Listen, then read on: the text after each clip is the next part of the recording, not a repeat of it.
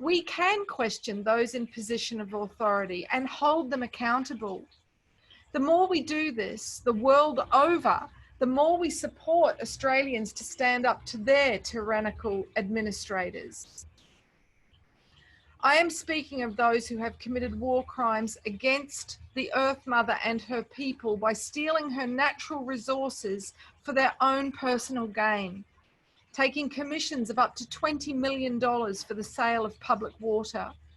They need to be removed from their positions of office by the people standing together collectively and calling for a vote of no confidence in their leadership. Apathy is what allows them to continue to abuse their positions of power. Governments who have abused their power, corporations who have abused their power, and religious organizations that have abused their power now need to be tried and their assets and wealth redistributed. Because the truth is, abuse prevails where there is a lack of personal empowerment. Empowerment takes action, whereas disempowerment simply complains, hoping someone else will take right action, being passive aggressive, passing the buck. This is what a teenager does. This is not what an adult does. We are being asked to not vilify the enemy, to simply take right action, and dare I say it, love thy enemy, to see the divine is actually moving through them so we no longer fear them, bless them. These tyrants are a catalyst for us to remember who we are, remember our authentic power and use it wisely. They are like the grain of sand that without it we would not have the pearl of wisdom.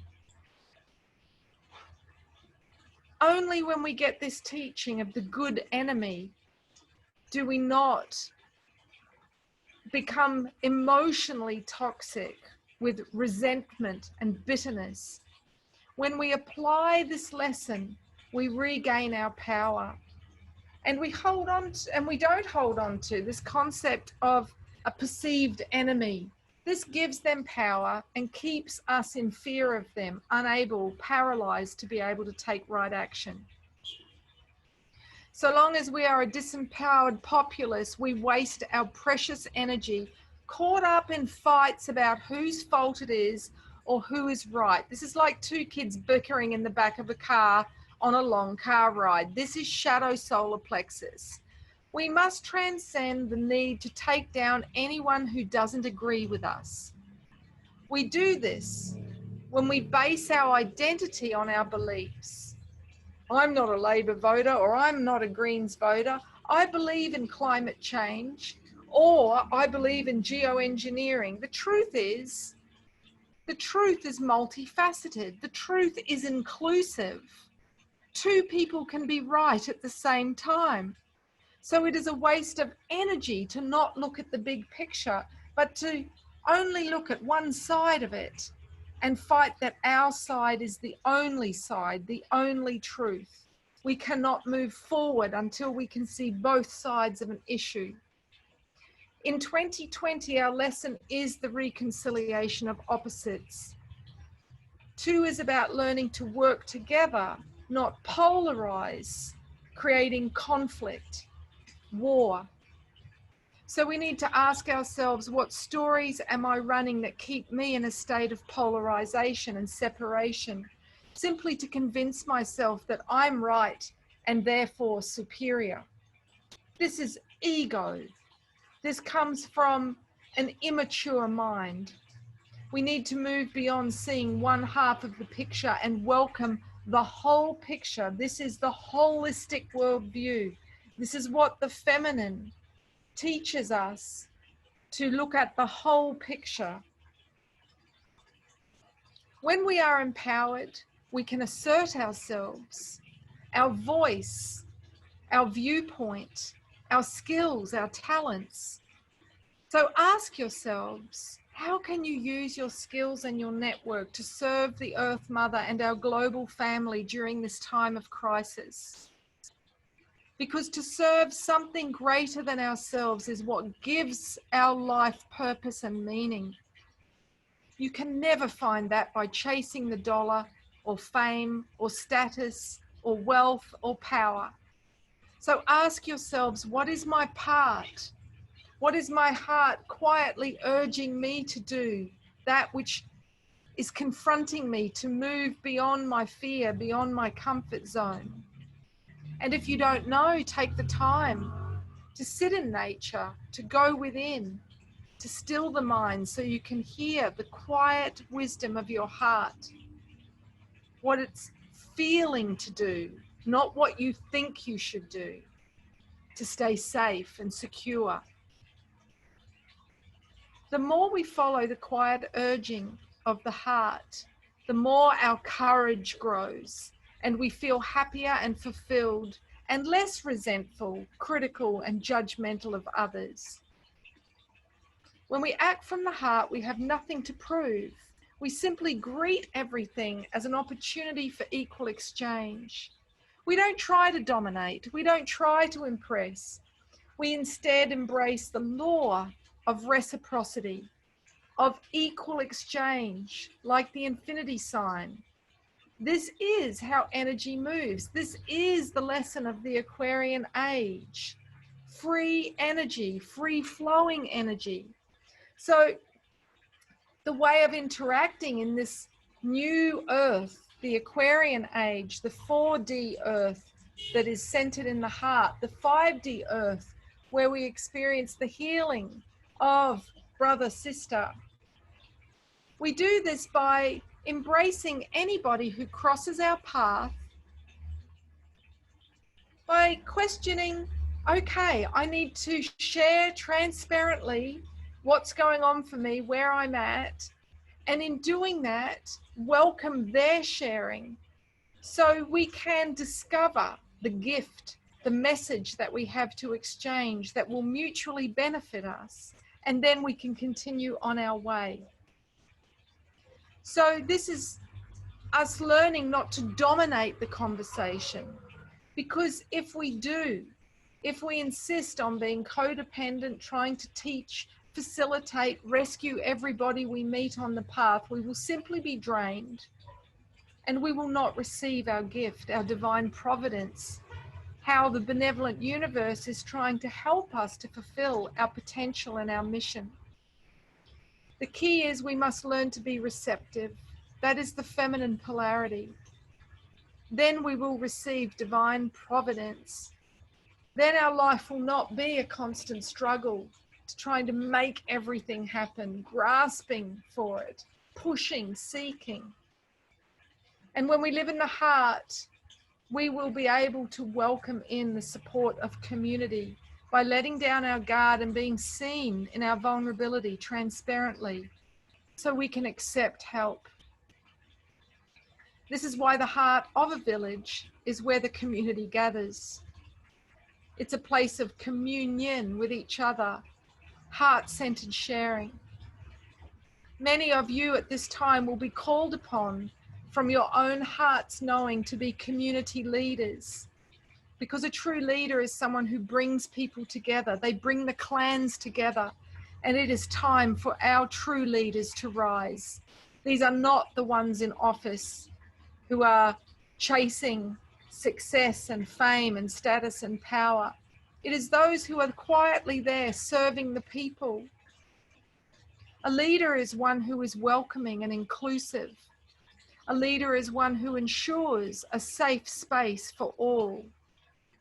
Anything less is a tyrant. And when power is in their hands, the many need to act as one to remove it. We have been conditioned to operate in isolation, perpetuating a sense of overwhelm, powerlessness, and perceived weakness. This is because the tactic of empiric rule is to divide and conquer. So when we weave together, supporting one another, we can rise together strong.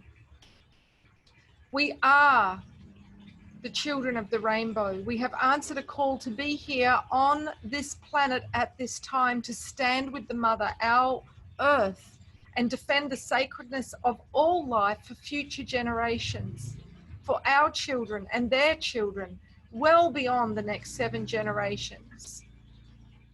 We can only do that by reconnecting with the sacredness within us, by addressing the conflict and the war which separates us from feeling that divine connection, that inner peace. Only then can we act from a quiet mind, knowing our own heart. Only then can we make our mark with clear intention, like an archer with a bow. It is time that we each make a stand for what our unified heart knows is right in the face of tyranny, that which destroys life in its quest compulsively for more power and wealth. Let us remember a sacred warrior is not a soldier, a pawn in a military-industrial complex who uses brute force, never daring to question orders. A sacred warrior is brave and noble. So they question everything, including themselves, their beliefs, and their perceived authority figures. A sacred warrior takes an oath to serve that which is greater than themselves. It is time for each and every one of us to mature by making such a deep commitment. Before the rise of the empires, our menfolk once undertook ceremonies to serve and protect the earth and the sacredness of all life. One was not considered a man without this act. It gave men a clear purpose. Brothers, now it is time for you to make this oath to serve and protect the earth and the sacredness of all life, and swear upon it with the stars, our ancestors, as your witness. This will give you the courage when you witness the sacredness of life being dishonored, to make a stand and defend what is right, rather than standing idle as witness or abusing life in order to prove your might as a man. True strength never diminishes the strength of another. The sacred masculine is neither passive nor aggressive. He is assertive. This is positive solar plexus. He takes right action. Equally, before the age of empires, women were revered as vessels of the earth mother, and they were taught to honor themselves accordingly as divine, as sacred.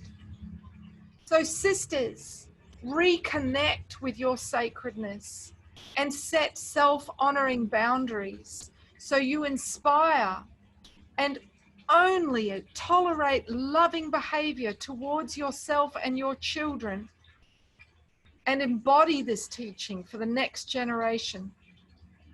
We must be in right relationship with ourselves to be in right relationship with each other. Then and only then can we see ourselves and each other through the heart, accepting our flaws, our shadow, resulting in compassion for ourselves and others, rather than being in a constant state of judgment. It is time to restore the balance. There is no point in watching films like Avatar and Star Wars, and then when the crisis is right on our doorstep, doing nothing. It is time. Thank you for listening. And if this reverberates within your soul, you have my absolute blessing to share it. Blessings.